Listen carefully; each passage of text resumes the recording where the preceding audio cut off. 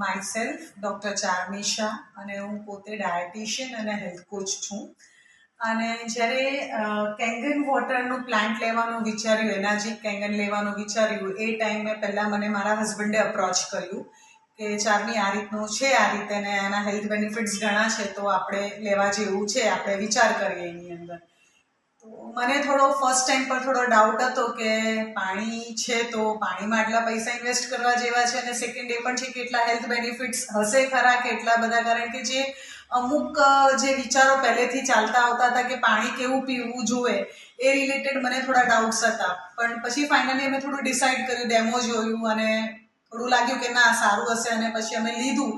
અને લીધું પછી તો મને 100 નહીં, મને 1000% સેટિસ્ફેક્શન છે, કારણ કે મનીષના જે રિઝલ્ટ્સ આવ્યા, જે એના બ્લડ પ્રેશરના જે ડૉક્ટરે કહ્યું હતું કે મેડિસિનનો ડોઝ થોડો વધારવાનો હતો ને ત્યાંથી હાફ ડોઝ પાછો થઈ ગયો, તો મારા માટે તો it is like Ganpati Bappa જ છે મારા માટે તો એ.